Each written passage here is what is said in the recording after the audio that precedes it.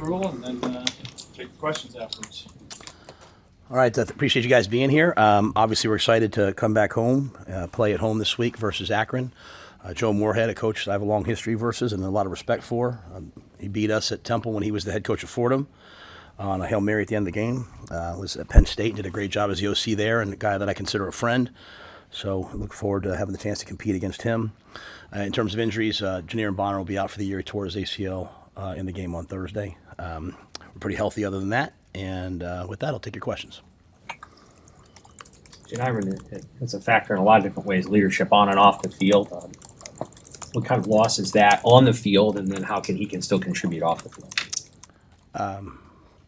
It's a tremendous loss on the field. He's a great football player. He plays on all the special teams. He's a wideout. He's a running back. He's a fullback. He's a tight end. He can just do it all. Selfless. He's a great teammate.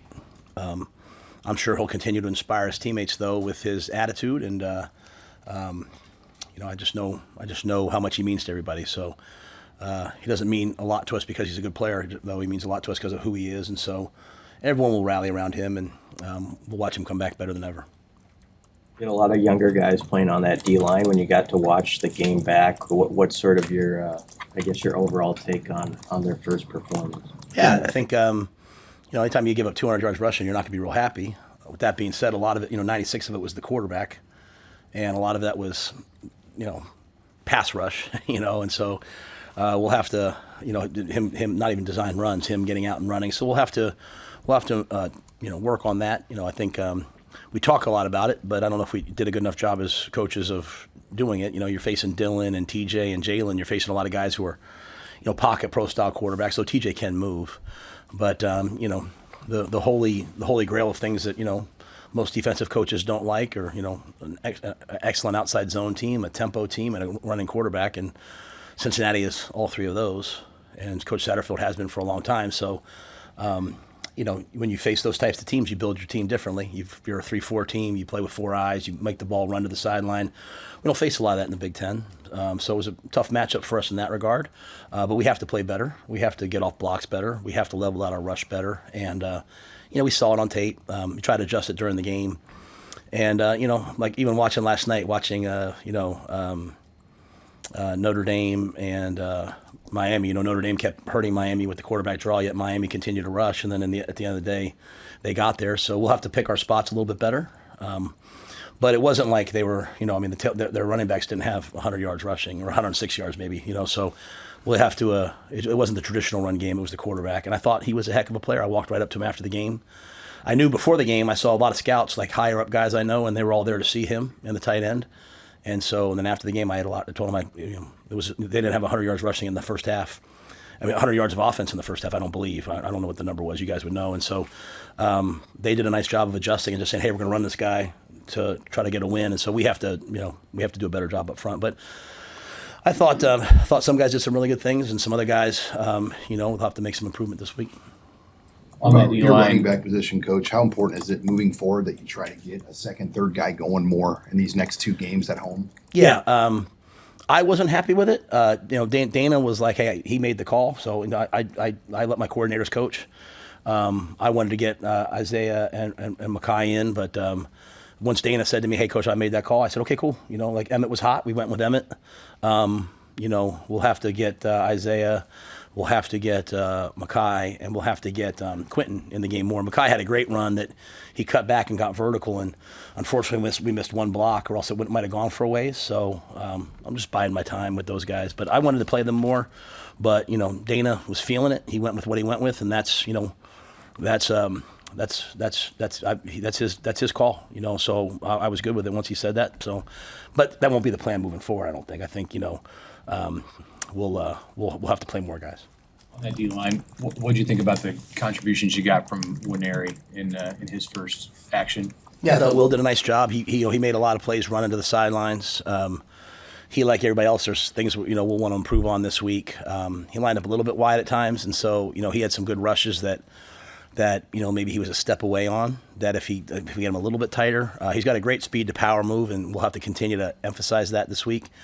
But I love the fact of seeing him run around, seeing him run to the ball. He ran down on the first third down, ran down, made the tackle after we overran it. made the play on the fumble. Javen might have scooped and scored had he not done that, though they called it incomplete, so they probably would have blown it dead. But happy to see Will fly around like that. Hey, Coach, you didn't mention dealing on the injury report. After the game, he came in with ice on his hand. Was anything into that or just precautionary? Yeah, I think he hit his hand, but he threw the ball. We practiced last night. He threw the ball. I was sitting next to my wife on the bus, and she's like, "Oh my gosh, what happened?" So I said, "I don't know. We'll see."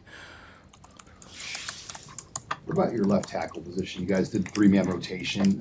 Did you like how that went? And do you have to eventually kind of settle in on a guy? Yeah, we're not going to be a 3-man rotation real long, but I think everybody had some good plays. Everybody had some plays you like back. I mean, sort of some of the things I talked to you guys about last week.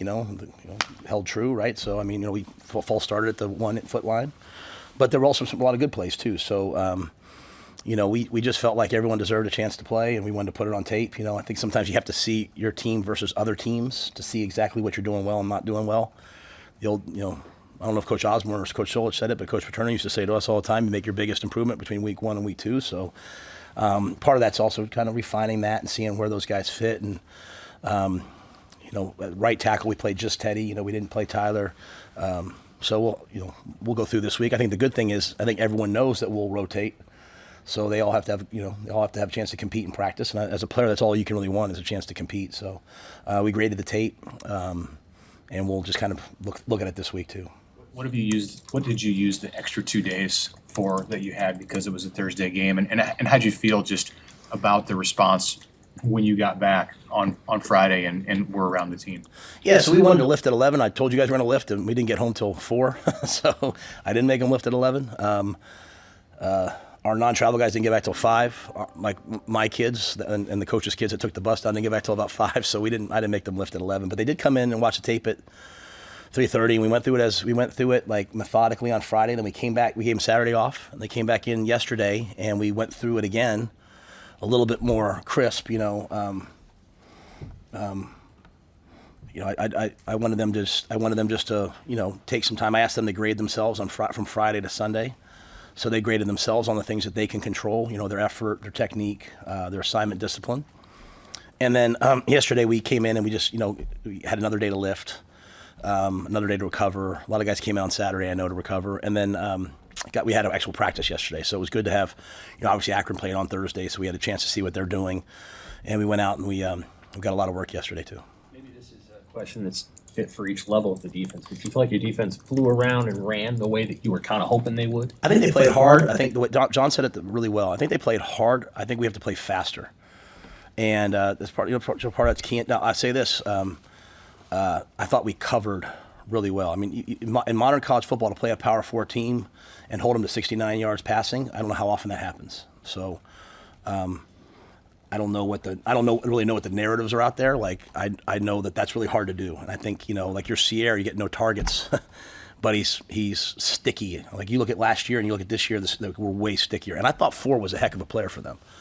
I thought he was a really, we knew he was a good player from La Tech, or I forget which one. I get confused, but we knew from previously he was going to be a good player. He's fast, he's athletic.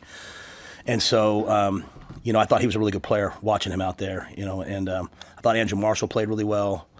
I thought Donovan Jones played really well. I thought Keese played really well. We covered well. Guthrie got in the game. He played well. Early in the game, I felt like we weren't running good angles, which is disappointing because that's all we talk about. And that comes down to trust. It just comes down to trusting yourself, but trusting your teammates. And sometimes you have to go out and play a game or two and see it and then be like, oh, geez, I have to fix this. So early on, I saw a lot of guys just trying, kind of breaking down a little too early. So we emphasized that again yesterday. They got better as the game went on. We were so dominant in terms of the time of possession that sometimes almost on defense, you'd like to get into a little bit of a rhythm. It's like we went 3 and out, and then they knocked the ball out. We scored, and then we had the ball in the second half. They went a long time without playing. I would have liked to have seen us play a little faster, but I think the biggest thing is just playing fast. Sometimes tempo has a chance to do that to you. John's getting the call in. Guys are panicked because they feel the tempo. They're not really getting the call fast enough, making all the checks that you have to make. And so just settling them down, I think, was one of the things that showed up on Saturday. But I think like I said, I think the positives are, a year coming in saying, hey, we want to stop explosive passes. We gave up one explosive, which was on a quarterback scramble. We took the ball away twice. I think we were really good on third down. just some quarterback runs we have to improve upon. You mentioned Cincinnati's tempo picking up late in the game. What do you do? Is that something you feel like you have to address this week? Yeah, I think so. I think once you put it on tape, it's on tape. Now not many teams play like that very much anymore.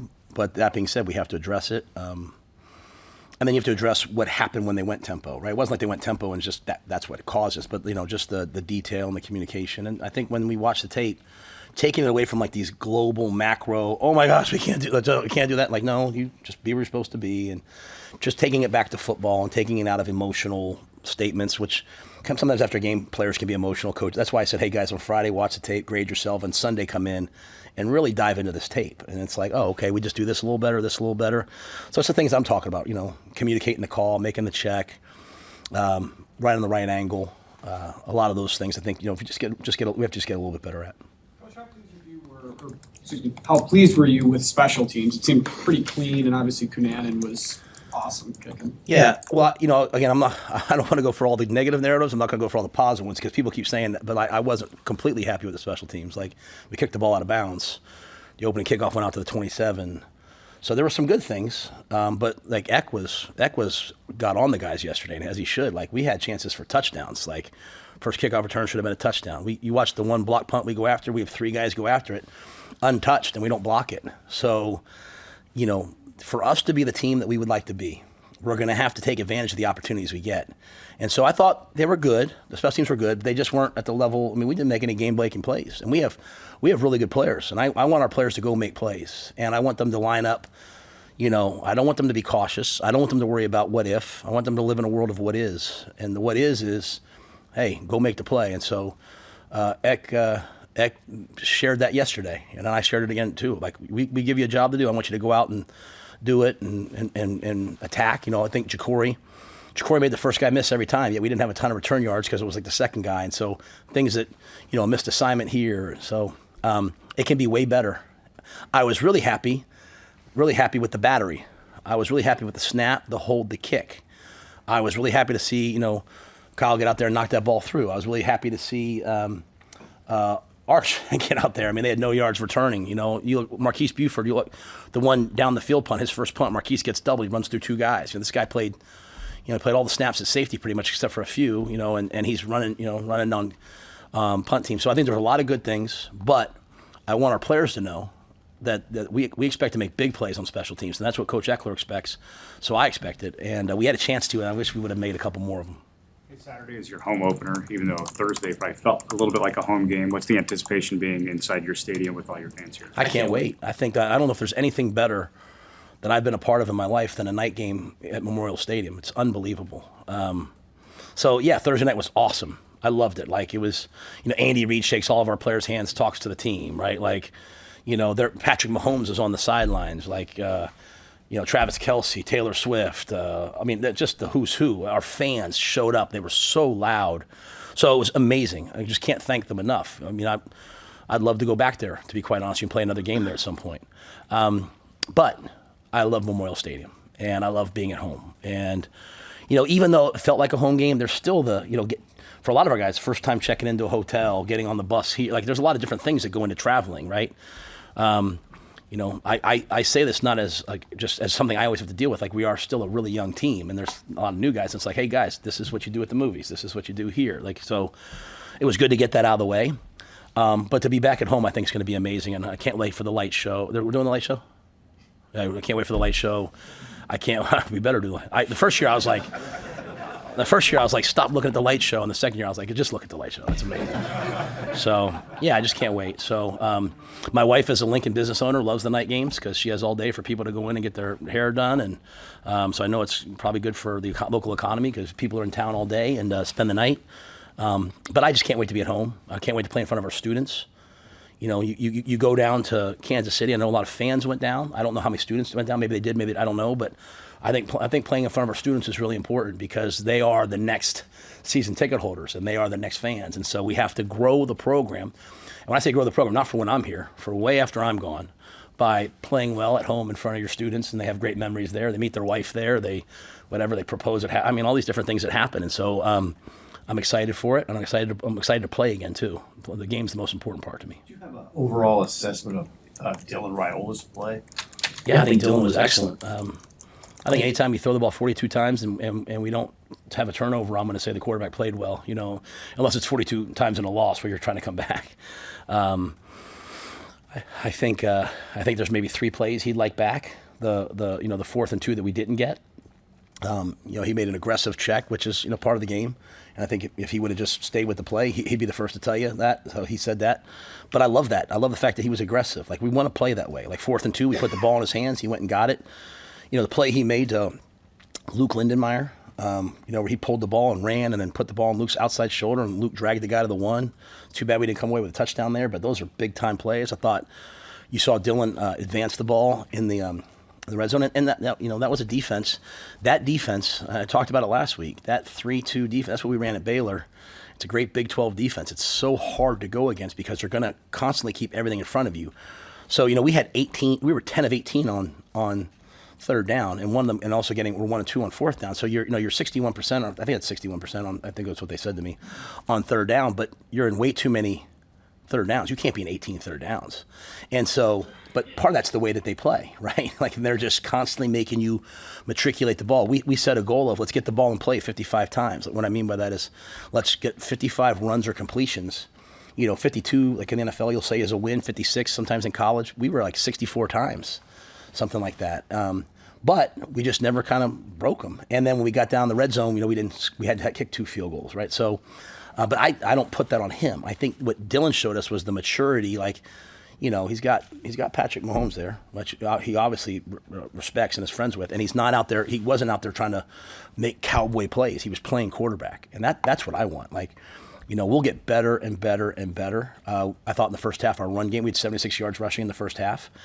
He was getting to the right checks, and I think, he'd tell you there's maybe 1, maybe 2 plays he wishes he made a different check. But, guys, we give him a ton of freedom. He has more freedom than most quarterbacks in the country probably have. And so, and he's right most of the time.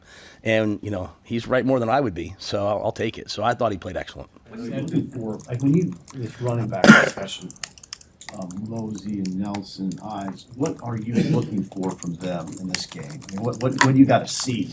Oh, yeah.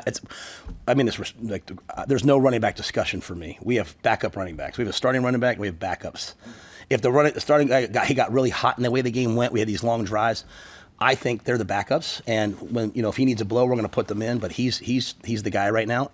I'm just looking for them to have another good week of practice. They had earned the right to play more. We just got in the game, and the coaches decided not to play them. Tough. I looked at them both. I said, "Bide your time. Your time's coming." But sometimes that happens, you know what I mean? So, but it's nothing about them. It's just that, like, Emmett was out there, and Emmett just looked like he was on a different, like, I showed our guys, the great things we did in the game, and I wish we would have just made one more play, was, 7 minutes on the clock. They just scored to make it a 3-point game, and we ran off 5 minutes off the clock, and we did it in an aggressive manner. But Emmett ran the ball, caught a ball in the flat where he gets knifed. Most guys would drop that ball or fumble. He doesn't. Then he runs the ball on 3rd down. I mean, he was just in a zone. And I felt like, or Dana felt like, hey, we're going to keep him in there. So did EJ. It's hard to do that the whole year long. That was a must-win game, and the game got closer than you probably wanted it to. It felt like it was going to go one way, and then it didn't. Credit to Cincinnati. And as I said to our guys, this is Power 4 football. Everyone has to get adjusted to, like, they have $20.5 million to pay their players. You know what I'm saying?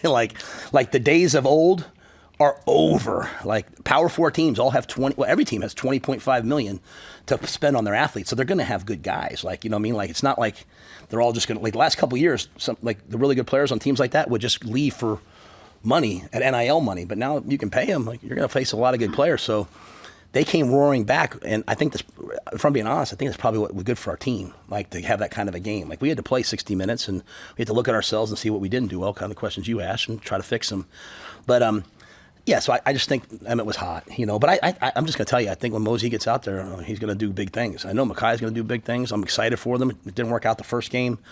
We'll hopefully get him in this game. You felt must win? I think they're all must wins. But I guess what I'm saying is you get into the game, it's like, mean, I expect every game. I'm not like I got different guys on my staff. I expect every game to be 17-16. So I'm never disappointed. You know, like people that think every game's going to be easy, then they get into a fist fight, they get surprised, and they're like, oh, shoot. I expect every game to be hard because I respect my opponent. It's respect without fear. So, like, I was preparing for it to be a battle. It just was a weird flow to the game, if that makes sense. Like, you know, again, 19 minutes in the first half, 10 in the second, and then I think our time possession was pretty close in the second half, right? So just a weird deal. And if you think about it, I'm always saying make one more play, so Coach Paterno with me, just make one more play. Like even last year when we lose these close games, you guys say, what do you think? I say, we got to make one more play. Well, Malcolm made one more play. I wish our free technique would have come underneath and sacked the quarterback on the long run, and then we wouldn't have had to make that play.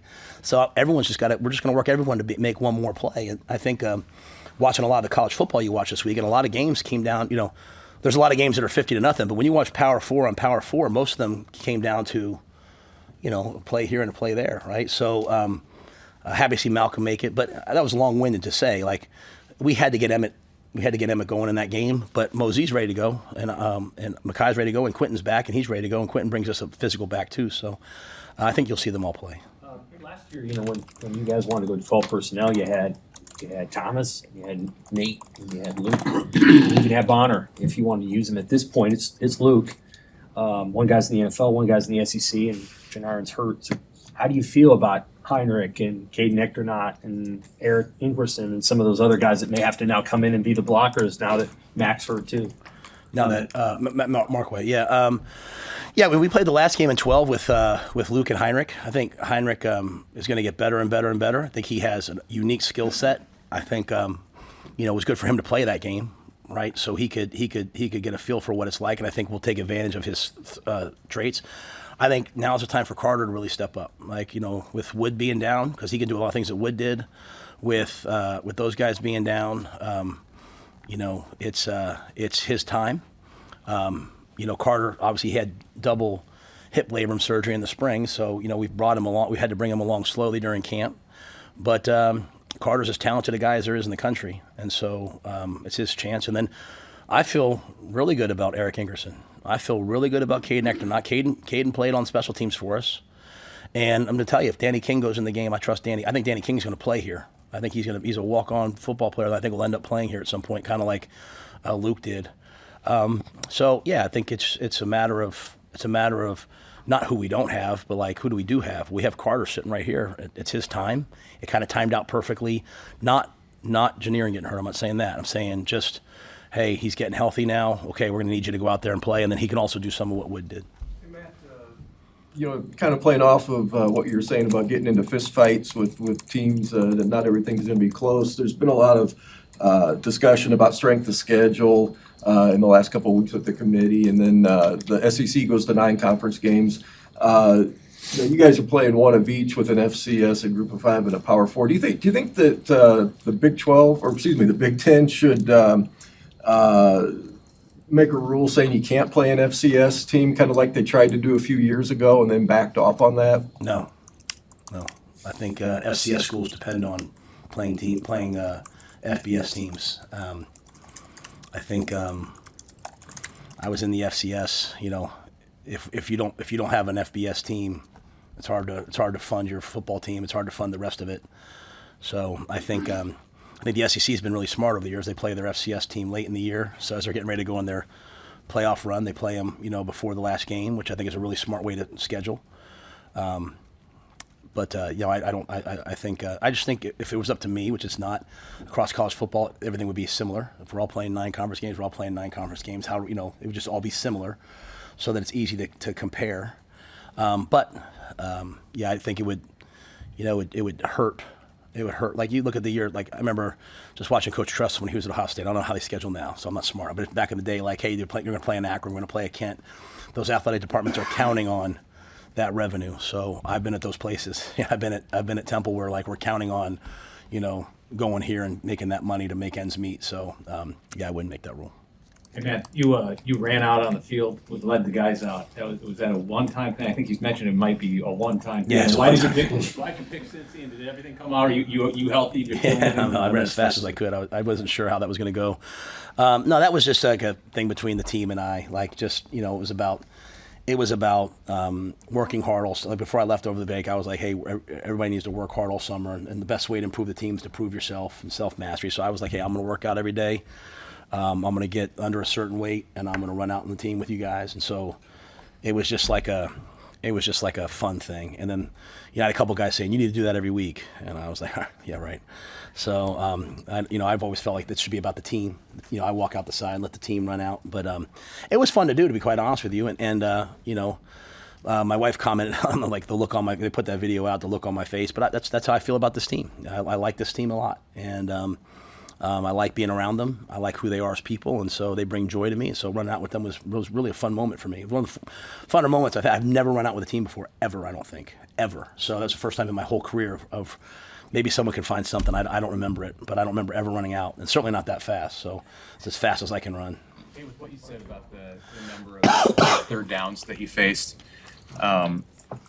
how do you feel after one game in comparison to before that game about the ability of your receivers and offensive weapons to create big plays? Some of the big plays that you didn't see as much of in that game. Yeah, that's not an issue to me of that. I mean, like we ran a double move inside post with Ja'Cory. He ran right by the safety, but the backside safety's playing with huge depth, and Dylan hit the backside in cut. I think I don't think it has anything you think about the plays like Isaiah on the fade ball on the left sideline. He kind of throws the guy by, catches the ball, but he jumps for it. If he just lands on his feet, he walks in the end zone. So I think there's a couple. Luke had one down the right sideline that they tackled him at like 19 yards. If one guy makes a block, he gets 20 yards. So I think I left the game, to be completely honest, I left the game being like, all right, well, Ja'Cory almost broke along when he just got hit his thigh and he tripped up. And Ja'Cory played the whole, he got hit early on, played the whole game kind of limping a little bit, but that's who that kid is. He's a competitor. So I know Ja'Cory can make plays. I watched Luke make plays. I watched Dane make plays. I watched Isaiah make plays. It's 3rd and 6, man-to-man. Luke, Dane wins. He catches an under route, makes the guy miss. And Isaiah, the touchdown. So I left there feeling like Emmett certainly made a ton of plays. I was like, man, our playmakers showed up. But the natural defense there is kind of take that away. So, yeah, would we have loved to have more? Absolutely. Are we saying it's okay to have one explosive play? Not at all. But I don't think it's a player issue. I think it's just us. We're going to go back this week and just try to get a little bit better and keep putting the ball in play, and then hope that we make some guys miss. Have some more catch and runs, and then hope that some other defenses give us, a little bit more opportunities to get the ball down the field. You mentioned on Thursday you said it's cool to be a Husker, and then on Friday you announced from Pat McAfee weekly moving forward. How does that play into your aspect of recruiting, seeing you on TV weekly talking about football? Yeah, I want to make it very clear. It's not. I don't want to come across like it's about me. Like I'm not trying to be a media personality. I mean, I'm doing a podcast. I'm on Pat McAfee. It's just that I just feel like nationally in recruiting we need Nebraska. We need all out front and center, right? And so. We need to we're doing more social media than we ever have, right? We're pushing as many things out as we can. Pat McAfee. I mean, it's not just national. It's international at this point, right? So, and you think about ESPN. ESPN is a large SEC presence, right? So, by myself being able to be on Pat, you have a Big Ten presence now on ESPN, and I can represent University of Nebraska. So, that to me is. It's an unbelievable opportunity. When Pat asked me to do that, I was floored and excited. I like Pat a lot too, but I think it's just really important for us in recruiting to be out there as much as possible because I think that's what young people want. They want to go to a program that's out there and that's trending and that's forward. And so like Friday we went down. A bunch of players and I went down to Bud Crawford's send off. Right, yeah, and yeah, it's pretty cool that you can come to the University of Nebraska and see the pound for pound king is right down the road. He comes to games. I mean, I want all that. I want people to come to our games and stand on the sidelines. I think I think there should be 1,000 people on the sidelines. There should be every former player should be on the sidelines, and as many people as we can. I think people should turn the games on and be like, I want to go check that place out. So So I'm trying to constantly push all of that as best I can. While at the same time, making sure you're not too busy, but we have plenty of time. Thank you. Thank you.